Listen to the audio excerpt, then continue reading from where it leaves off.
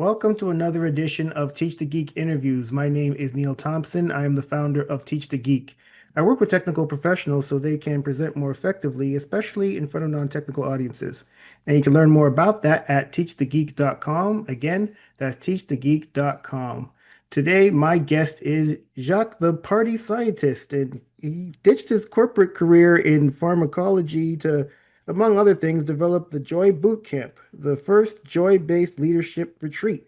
I'm really keen to learn more about his journey to becoming the party scientist, how he came to the topic of joy, and how speaking has become a vehicle to get his message across. So welcome to Teach the Geek interview, Jacques. Woo! Let's do this. Let's make it a party. Hi, everyone. All right, wonderful. So I mentioned that you worked in pharmacology. Where did the motivation to study pharmacology come from? Yeah, so I was convinced that I would pursue preventive medicine as a career. That was inspired by my dad, who was a public health officer. And so, ever since arriving my degree at my university, I had my eyes on disease prevention, really public speaking for me and education. I used to be an entertainer in a past life, but now I really regard myself as an educator. Really, this for me is a vehicle for preventing disease. And the more that we can inspire people to adopt health behaviors and find that joy from within, the more that we can prevent disease. But yeah. I was pursuing a medical career and then realized it wasn't for me. And then I started getting paid as a public speaker, and I was like, okay, I'll just pursue this. But I'm really curious to find out more about your life before starting the party scientist. So what type of work did you do? So I worked at two corporations for a short stint.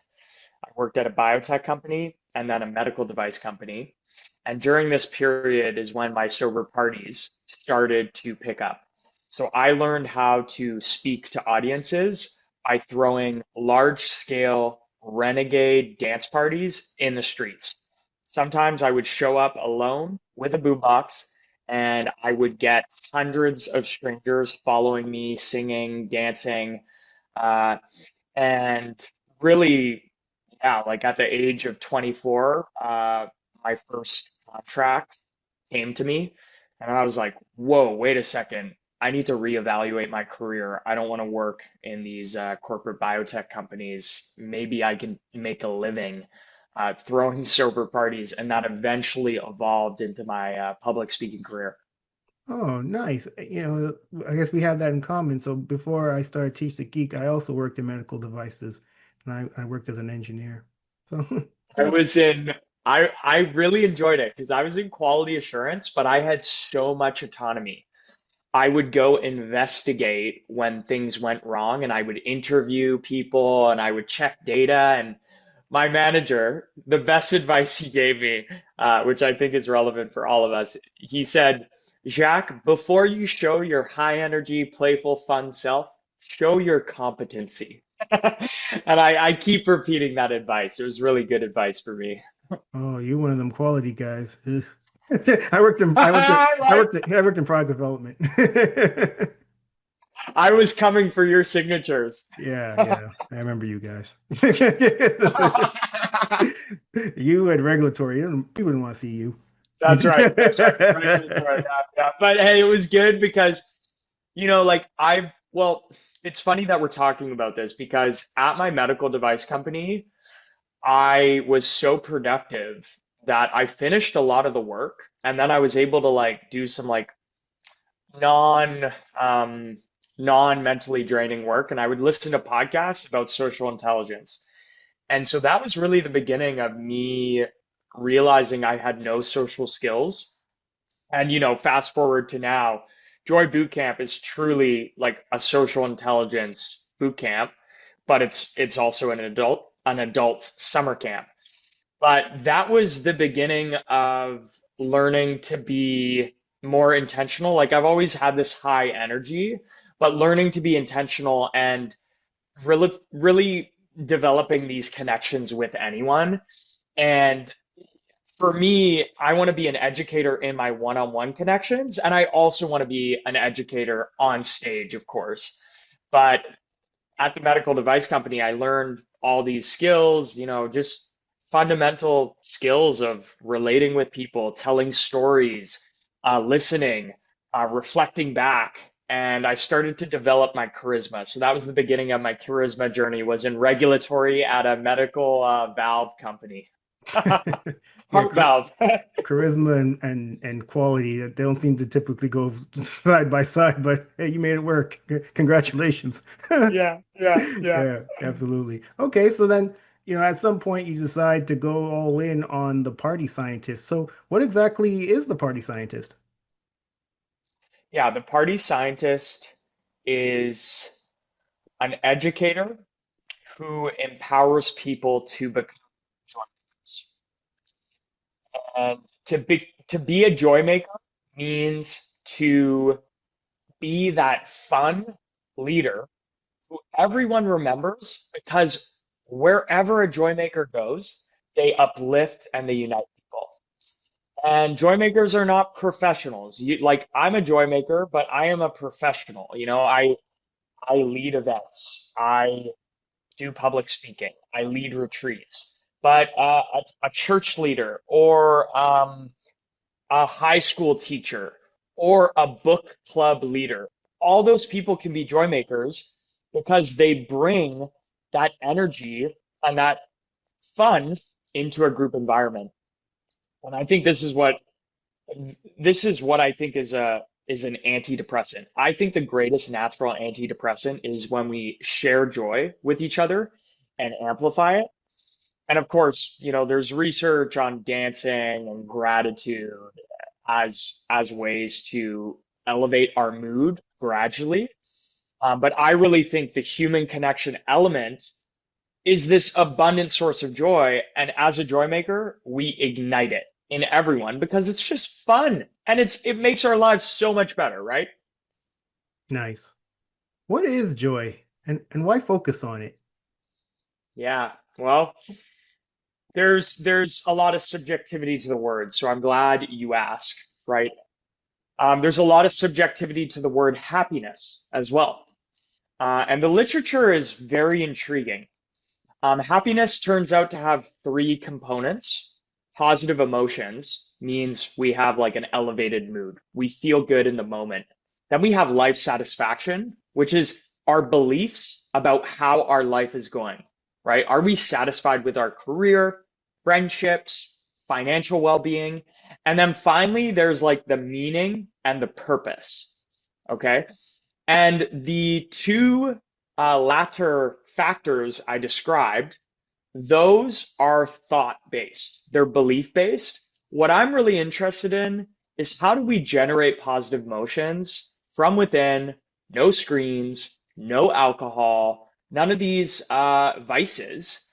A lot of people, they rely on external crutches for joy. We live in this quick fix world, right? So I'm here to show you that you can access these positive emotions, and that's what I mean by joy. I mean this in the moment experience of being uplifted. I'm not talking about, oh, do I think I'm joyful? Do I think I have a joyful life? Am I satisfied with my life? That is not joy to me. Joy is that moment of feeling uplifted and happy.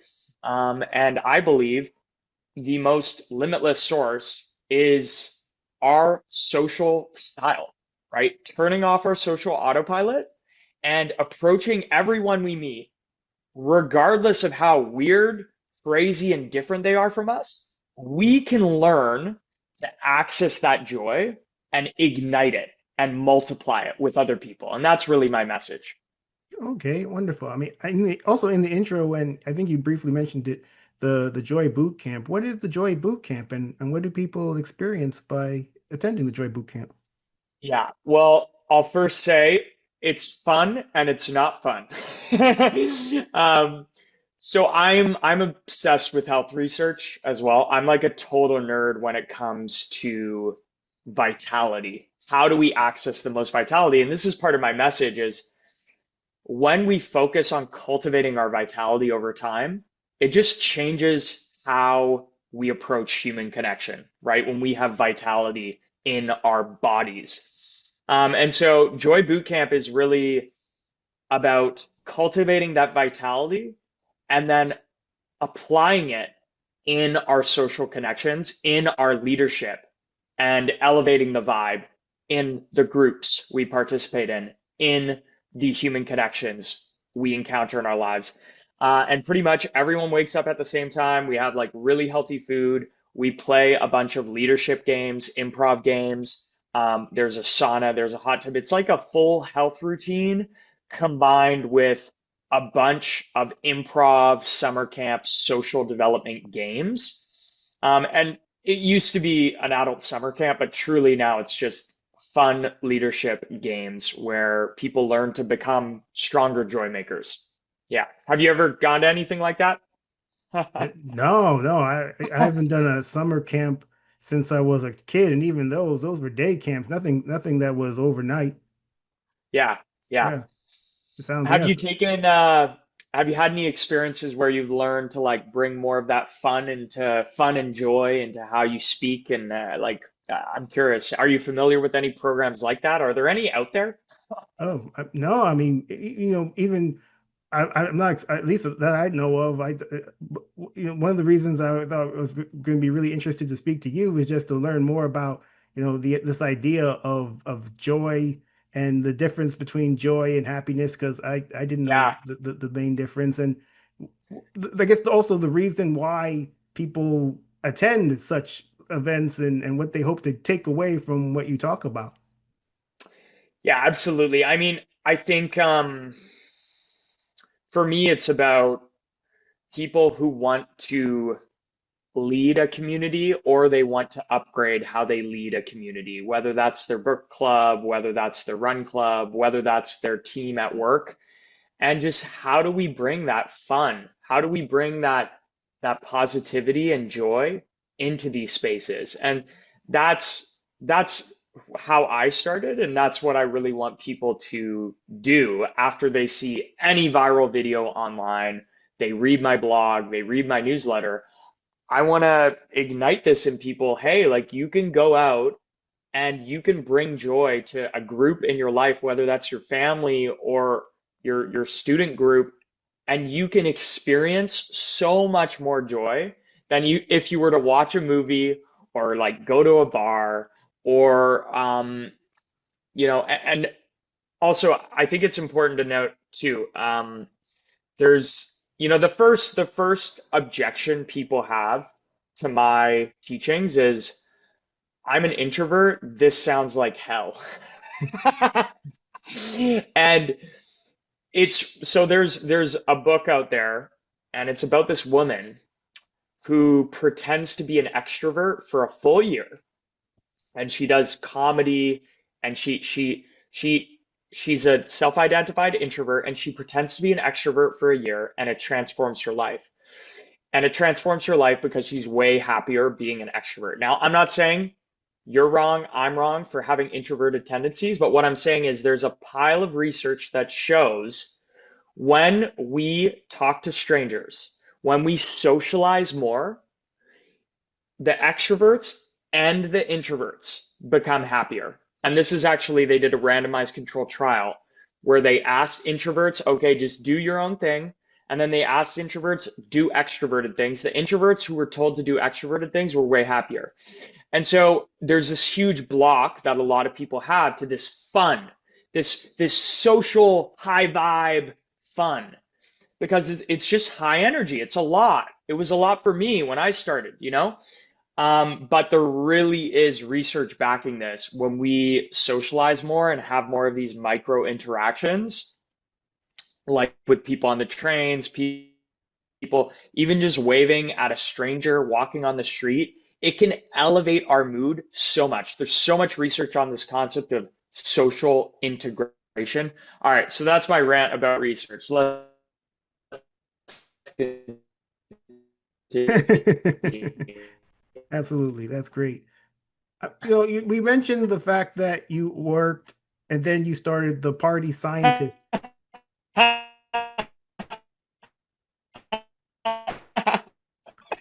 So we mentioned the fact that you started the Party Scientist after having worked for a bit. I'm curious as to how you were able to make that transition from corporate worker to self-employed person. Yeah, yeah, absolutely. So, pretty much when I graduated from my degree, I was already throwing these large scale flash mobs. And then I worked multiple side jobs as I started to increase my client base. So I worked as a beach lifeguard. I did like some tutoring. I did all these kind of side jobs because like the corporate world was just not for me, and I figured that out quite quickly, like within a year, pretty much. Um, and so when I would beach lifeguard, I would write in my journal. I would write in my journal how I was gonna figure out how to make money throwing sober parties, and eventually corporations started to hire me for that, and that eventually evolved into education, which is what I do now, but people feel as though it's a party. Yeah, Nice. So when it comes to the speaking generally, yeah, is that something that you've always been good at? And if not, what did you do to get better at it? yeah. I mean, it grinds my gears when people talk about, oh, you're just like a natural at it. And I think that I had a really good upbringing that enabled me to take risks. But no, I was the most socially anxious. Like I was afraid of being excluded. I I sucked. I sucked at human connection, like until I was at university. And it's just comes down to exposure therapy. I've just spoken in front of people probably 10,000 times more than most people, right? And so no wonder why I can speak confidently on a stage and get paid to do it. I've just done it more times. And it all began in university because I ran for president. I was involved in like 10 different clubs. I pushed myself and got involved in all these clubs. I was on all these committees, and it started with small groups. And that's what I want to emphasize is I hadn't spoken in front of 1,000 people until like 2019. Before that, I was so nervous. I I had never done anything like that. And gradually but surely, I led meetings. I led my volunteer meeting, right? We had a volunteer team leading all these flash mobs. I had a research club at my university, and I led a committee there, and I was moderating the meeting. So I think like we just need to collapse the goal. Public speaking is the number one fear that most people have. If we just collapse the goal into small groups, and that's the goal, is to become a confident speaker in small groups and to increase the number of times you speak in a small group. Like if we just make that the goal, then it's naturally gonna escalate. And I think the problem is people think, oh, I'm so afraid of public speaking. Like I want to be confident on a TED stage. Well, it's like you're not going to take action if your goal is to like be as confident as a speaker on the TED stage. We need to just collapse that goal and we need to take baby steps. And for me, like the greatest lesson for me is taking social risks and then reflecting on how those went. And when I was traveling across Europe with a really big boombox and I was trying to get hundreds of people to dance with me in the streets, like that process, doing it over and over again and flopping and weirding people out and getting rejected, that is what led me to become who I am today. It wasn't speaking on stage. It was just like taking risks. And the most important part about taking risks, taking more social risks, is you need people in your life who encourage you to take those social risks and who pick you up when you fail and get rejected. And I have those people in my life. I call it the PPP, the positive peer pod. Those people who are encouraging, uplifting, they want you to express yourself. They love it when you express yourself. So those are a few things that have led to me becoming a confident speaker. Wonderful. Oh, and I still get afraid sometimes and get nervous. And whenever I'm at a speaking gig, I like hardly sleep the night before because I'm nervous. So it doesn't really go away. Oh, that leads really nicely into my next question. Since you do get nervous, how do you manage those nerves? Yeah. I rehearse, I over prepare, so I know exactly what to do. When I'm getting paid to speak, I know exactly what I'm gonna do. So it like it's just I've done all the preparing I need to do, and that helps me be like, okay, I'm good to go. Like now, whatever happens, happens. The next thing I do is I change my state beforehand. I really do like an intentional meditation and breathing practice before I go on stage. Um, and I move, like I do some burpees. So I use some state change tactics right before I'm going on stage. Um, that really helps as well. Wow, all the things that you do are things that I've recommended people do too. So I'm a big fan of practicing before you give a presentation. I had a friend who used to give me a hard time about that, but you would listen to his presentations and you could tell that they weren't rehearsed because they were difficult to follow at times. And you could Yeah, tell that it was kind of rambly at times too. But if you practice, well, you're less likely to ramble. I really like your idea of breathing too, because I think a lot of times, especially when we get nervous, we tend to do a lot of shallow breathing, and certainly no one wants to see someone pass out on a stage. That's going to kind yeah. of ruin the vibe. Not too joyful. And then then after that, I really like your idea of light exercise too. And certainly, I mean, if you could do the burpees, well, then your body looks pretty good too. So, Yeah. it's a win-win. Yeah, and I'll just reiterate two things. Sleeping well is your superpower. Sleep is the ultimate performance enhancement drug. So I will never prepare the night before. I don't procrastinate till the night before. Second thing I'll say is like if I can give and this of course is built over time, but like monitoring your emotional state when you're in front of people, when you're connecting with people, those emotions are contagious. And if you're dealing with anxiety or moments of sadness, you don't intend to bring that to those people, like it's important to maintain that emotional state. And then the voice is like the transmission of your emotional state. And so everything we can do to maintain that emotional state while we're on stage, and like part of that is posture, part of that is moving around the stage. I get off the stage a lot. Like I use music a lot in my presentations. In fact, like I'm usually engaging the audience. So I'm an educator, I am not a presenter. I am not a teacher. And if people want to be an educator, then they have to ditch the lecture model entirely. If they want to leave people with information retention, then worksheets and alternative presentation models are necessary. Got it. But for the people who are listening to our conversation, Jacques, and they see the benefit of improving at speaking in front of others, just communicating generally, what's the number one tip you can give them to get them on their way to doing that? Just practice having conversations with strangers. I think I I talk to strangers all the time. It's scary and it teaches me how to handle my nerves, how to communicate well, and how to make people feel good. And that translates to my presence on stage. And then, like I said, that like I just know my material so well. I have all these quotes in my head, and the reason why I have them in my head is I reflect on every day of my life.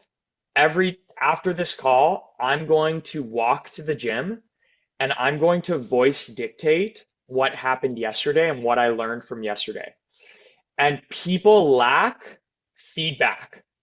Okay. We lack feedback and we lack that reflection process, which helps us reinforce our message we're trying to teach and learn from our mistakes. So I'm a huge advocate for daily self-reflection. I'm not talking about journaling. Journaling usually just has no purpose, no intention. It's just kind of this emotional rambling.